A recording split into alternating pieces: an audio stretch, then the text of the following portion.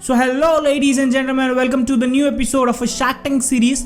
आज के इस वीडियो में हम लोग डिस्कस करने वाले हैं हमारे एक नए स्टार्टअप के बारे में, जो कि हमारे शार्क टैंक एपिसोड नंबर 14 में अपीयर हुआ था। जी हाँ, उसका नाम है मॉप फूड्स, MOPP फूड्स। आज के इस वीडियो में हम लोग डिस्कस करने वाले हैं कि इनके मेरिट्स क्या थे और इनके स्टार्टअप में डीमेरिट्स क्या क्या थे, और इनको आखिर फंडिंग कितने वैल्यूएशन पे मिली और क्यों मिली और कौन से शार्क ने दी। ये सारी चीज़ें हम आज की इस वीडियो में डिस्कस करने वाले हैं। लेकिन उससे पहले अगर आप हमारे चैनल पे पहली बार आए हैं तो हमारे चैनल को सब्सक्राइब कर लो, हमारे वीडियो को लाइक कर दो, और अगर और भी कोई डाउट है तो नीचे कमेंट करके मुझे आप बता सकते हो, मैं आपको रिप्लाई ज़रूर करूँगा। अब एक चीज़ मैं आपसे पूछना चाहता हूँ कि भाई अब शार्क टैंक का ये जो सीज़न 2 है मुझे काफ़ी बोरिंग लग रहा है। पहले शार्क टैंक सीज़न 1 जैसा मज़ा नहीं है इसमें, लेकिन सेकंड जो सीज़न है वो थोड़ा सा बोरिंग लग रहा है। मैंने ये सीरीज़ तो अनाउंस कर दिया कि मैं कंटिन्यू करूंगा, लेकिन मुझे ऐसा लग रहा है कि अब आप लोग को भी ये सीरीज़ में इंटरेस्ट नहीं है, क्योंकि पिछले 3-4 वीडियो में व्यूज़ काफ़ी कम आ रहे हैं। आपको मेरे रिव्यू करने का तरीका अच्छा लगता है या फिर आप चाहते हैं कि ये सीरीज़ को हम कंटिन्यू करें, तो आप मुझे कमेंट करके बताइए कि मुझे ये सीरीज़ कंटिन्यू करनी चाहिए या फिर मुझे भी अभी सीरीज़ को स्टॉप कर देना चाहिए। आप लोग जैसा कमेंट करोगे वैसा हम लोग करेंगे, क्योंकि आप हो तो हम हैं। बढ़ते हैं अपने वीडियो की तरफ विदाउट एनी डिले।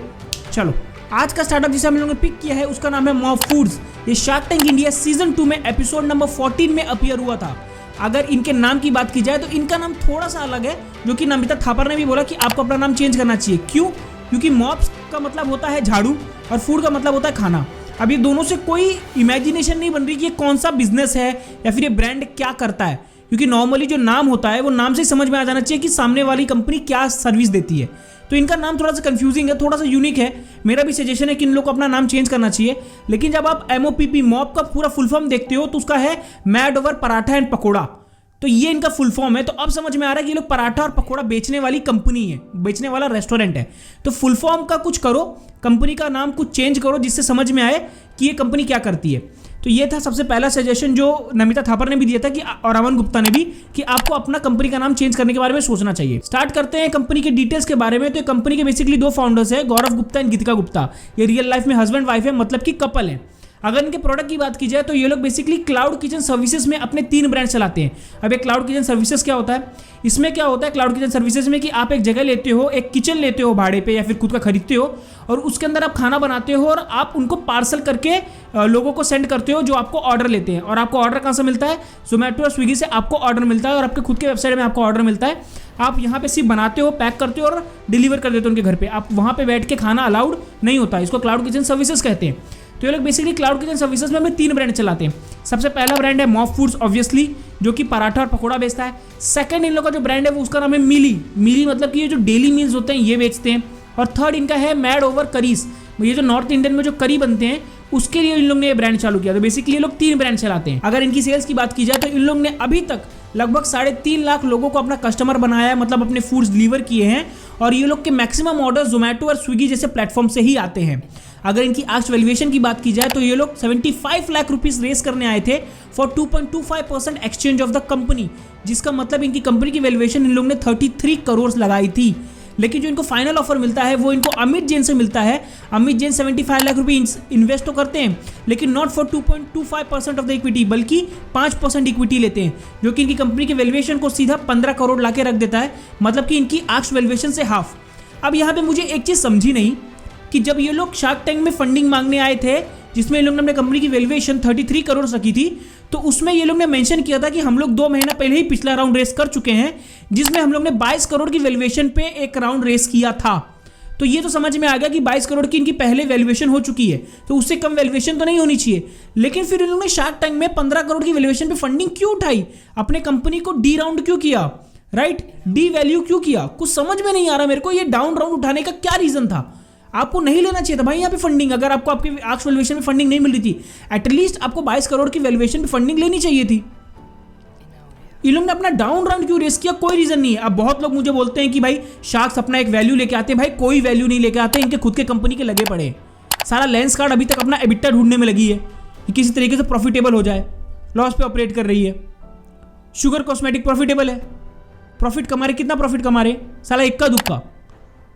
इतना मुश्किल है, लोग खुद अपनी कंपनी को चला नहीं पा रहे हैं। मैं नहीं बोलता कि इन लोगों के अंदर टैलेंट नहीं है, भाई ये लोग के अंदर टैलेंट है। ये लोग ए ग्रेट एंटरप्रेन्योर्स है, मेरे खुद के आइडियल हैं, लेकिन मैं बोल रहा हूँ कि ये लोग जब आपको लूटते हैं तो आप इतने बेवकूफ़ तो मत बनो कि अपना सब कुछ बेच के आ जाओ। आपने भी तो अपना ब्रांड खड़ा किया है ना, इतनी मुश्किल से फंडिंग उठाई है 22 करोड़ के वैल्यूएशन पे, आप जाके सिर्फ डाउन राउंड रेस करके आ जाते हो सिर्फ इसलिए क्योंकि वो शार्क बैठा है और आपको लगता है कि उसकी कंपनी इतनी बड़ी है तो वो भी मुझे इतना बड़ा कंपनी बना के दे देगा। आपको क्या लगता है ये लोग क्या एक घंटा बैठ के आपको सिखाते हैं कि स्टार्टअप कैसे चलाने का, टीम कैसे बनाने का, प्रोडक्ट कैसे लॉन्च करने का, कैसे मार्केट को टेस्ट करने का? ऐसा कुछ नहीं होता। एक व्हाट्सअप नंबर आपको मिल जाएगा और उसी में आपको अपना डाउट डालना है कि भाई मेरे को डाउट है, 2-3 दिन में आपको दे दिया रिप्लाई तो दे दिया, नहीं तो फिर नहीं देंगे। इन्वेस्टर का सिर्फ एक ही मोटो होता है कि उसने आपके अंदर पैसा डाला, जल्द से जल्द उसको एग्जिट चाहिए और प्रॉफिट के साथ चाहिए, 10x 20x 30x के टाइम्स चाहिए, यही मोटो होता है। एंड्रयू टेट जिनको मैं काफ़ी फॉलो करता हूँ, मेरे हिसाब से वो काफ़ी अच्छे बंदे हैं, आप लोगों को पता भी है। एंड्रयू टेट को मैं काफ़ी फॉलो करता हूँ, वो बहुत अच्छा चीज़ बोलते हैं कि every morning you have to wake up and you have to think that you have to be rich. Nobody is going to wake up and think that I am gonna make that person rich. कोई भी इंसान सुबह उठ के ये नहीं बोलेगा कि आज मुझे उससे अमीर बनाना है, वो बोलेगा कि मुझे खुद अमीर बनना है। तो ये चीज़ आपको समझना बहुत ज़्यादा इंपॉर्टेंट है कि सामने वाला आपको अमीर नहीं बनेगा, सिर्फ गाइडेंस दे देगा। इन्वेस्टर को देखो एज अ बैंक, पैसा लिया, बहुत कम इन्वेस्टर्स होते हैं जो आपको गाइडेंस देते हैं and they are angel investors. बहुत हो गई बातें, मेरे जो मन में आया, मैंने जो सोचा, जो मुझे एनालाइज हुआ वो मैंने आपके साथ शेयर कर दिया। बढ़ते हैं इनके मेरिट्स की तरफ। तो इनका जो सबसे पहला मेरिट आता है वो है इनका यूनिक सेलिंग प्रोपोजिशन, मतलब एक यूएसपी है इनके पास। कैसा यूएसपी है? ये लोग जो मॉब फूड चलाते हैं, mad over paratha and pakora, इसमें ये लोग ने नोटिस किया कि जो पराठा और पकौड़ा जब किसी के घर में डिलीवर होता है तब तक तो एकदम ठंडा हो गया होता है और उसके अंदर जो क्रिस्पीनेस होती है पूरी खत्म हो गई होती है। तो इन लोग ने R&D किया और एक ऐसा इंग्रेडिएंट बनाया जिसको डालने से काफ़ी घंटों तक इनके जो पराठा और पकौड़ा रहते हैं वो क्रिस्पी रहते हैं। तो एक ये इनका छोटा सा यूएसपी है, मतलब ऐसा है कि एक थोड़ा सा अपर हैंड देता है। सेकंड जो इनका सबसे बड़ा मेरिट था जिसकी वजह से आखिर अमित जैन ने इनको फंडिंग दी, वो था कि ये लोग रेबल एक्सेलरेशन प्रोग्राम में सिलेक्ट हो गए थे। अब इसमें क्या होता है, रेबल फूड्स अभी तक की सबसे बड़ी क्लाउड किचन सर्विसेज की चेन है, राइट, और ये मार्केट में डोमिनेटिंग भी है। तो ये लोग क्या करते हैं कि जो मार्केट में छोटे छोटे प्लेयर्स होते हैं और जो अच्छा कर रहे होते हैं, जिनके अंदर पोटेंशियल होता है, उनको रेबल फूड्स पिक करती है, अपने एक्सेलरेशन प्रोग्राम में डालती है, उनको ग्रोथ करने में मदद करती है, उनको गाइडेंस देती है, और उसके बाद अगर उनका ब्रांड चल गया तो उसके बाद रेबल फूड्स उनको एक्वायर कर लेती है, और एक्वायर कर लेती है तो फाउंडर और इन्वेस्टर को एक अच्छा एग्जिट मिल जाता है। तो जब अमित जैन ने देखा होगा कि ये लोग पहले से एक्सेलरेशन प्रोग्राम में सिलेक्टेड हैं, तो इनको लगा कि अगर ये लोग अच्छा कर जाएंगे तो मुझे जल्दी एग्जिट मिल जाएगा और मेरे को 10x 20x रिटर्न तो मिलेगा ही मिलेगा। तो इनका सबसे बड़ा मेरिट था। अब बात करते हैं कि इनके ब्रांड में डीमेरिट्स क्या क्या थे। सबसे पहला डीमेरिट जो मेरे दिमाग में भी खटका कि ये लोग अभी तक लॉसेस कर रहे थे, ये लोग अभी तक अपना पैसा बंद कर रहे थे, मतलब कि इन लोग के हर महीने का प्रॉफिट तो कुछ नहीं बल्कि 3 लाख रुपए का लॉस है, 3 लाख रुपए का कैश बर्न है, मतलब कि स्टार्टअप अभी तक कैश बर्न कर रहा है। और अभी इन लोग ने सिर्फ 10 से 12 ही किचन खोले होंगे मैक्सिमम। सारा 10 से 12 किचन में आप अभी तक लॉस कर रहे हो, तो जब तुम लोग 100 किचन खोल दोगे, जब आप लोग 200 किचन खोल दोगे जो आपका टारगेट है, तब आप लोग एबिटा कैसे ढूंढोगे? इस सेक्टर में सबसे बड़ा प्रॉब्लम यही है कि आप एबिटा नहीं ढूंढ पाते। मैंने जोमैटो के ऊपर केस स्टडी बनाई है, जोमैटो की खुद की लगी है जो मार्केट लीडर है इसमें, जिनके दम पे आप लोग चलते हो, वो खुद अपना एबिटा नहीं ढूंढ पा रही, वो खुद प्रॉफिटेबल नहीं हो पा रही है, वो खुद अपना सर पटक रही है, इतने सारे तरीके खोल चुकी है वो रेवेन्यू के, फिर भी वो प्रॉफिटेबल नहीं हो पा रही है। तो आप सारा क्लाउड किचन सर्विसेज दे रहे हो, उसमें भी इतने छोटे लेवल पे आप नॉन प्रॉफिटेबल हो, तो आगे जाके आप प्रॉफिट कैसे रखोगे? यही मेरा सेकंड पॉइंट भी था कि सबसे पहला तो कि ये लोग कैश बर्न कर रहे हैं, सेकंड कि ये लोग प्रॉफिट स्केल करते समय रख नहीं पाएंगे, जो कि अनुपम मित्तल ने भी बोला कि आप जब स्केल करोगे तो आप अपने एबिटा संभाल के रख पाओगे कि नहीं रख पाओगे, वो भी बहुत बड़ा क्वेश्चन है। और थर्ड सबसे इंपॉर्टेंट पॉइंट कि इन लोग का अभी तक कोई ब्रांड इमेज नहीं है कस्टमर के दिमाग में। आप ध्यान से समझो इस सेक्टर को, ये सेक्टर बेसिकली 3 क्राइटेरिया में डिवाइडेड है। सबसे पहला प्लेटफॉर्म, जैसे कि स्विगी और जोमैटो, ये सबसे बड़े लीडर्स होते हैं।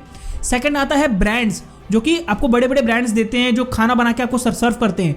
आप चाहे उधर जोमैटो से या फिर कोई बड़े बड़े रेस्टोरेंट होते हैं, वो अभी सारी चीज़ें अपने लिस्ट करते हैं जोमैटो पे, तो आप उनके ब्रांड नेम से मंगाते हो। और थर्ड होता है कि जिनका कोई ब्रांड नेम नहीं है, बस आपको चाहिए, अपने प्राइस देकर सस्ता बेच रहा है तो आपने मंगा लिया।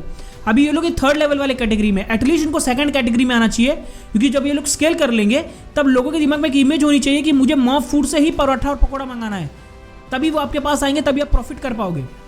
अगर आप ब्रांड पुल अप ब्रांड ही नहीं बना पाओगे तो ये कैसे होगा?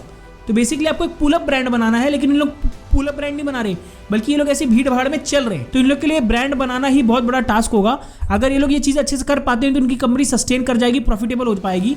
अगर ये लोग ब्रांड बनाने में नाकाम हो जाते हैं तो ये लोग के लिए बहुत डिफिकल्टीज फेस होने वाली है, और मुझे नहीं लगता कि ये लोग आगे जाके कुछ परफॉर्म कर पाएंगे अगर ये लोग ब्रांड नहीं बना पाते। तो यही थी मेरी पूरी डिटेल, पूरी एनालिसिस। अगर वीडियो पसंद आई तो चैनल को सब्सक्राइब कर लो, वीडियो को लाइक कर दो और शेयर कर दो, और मिलता हूँ मैं आपको नेक्स्ट वीडियो में। Bye bye, sayonara.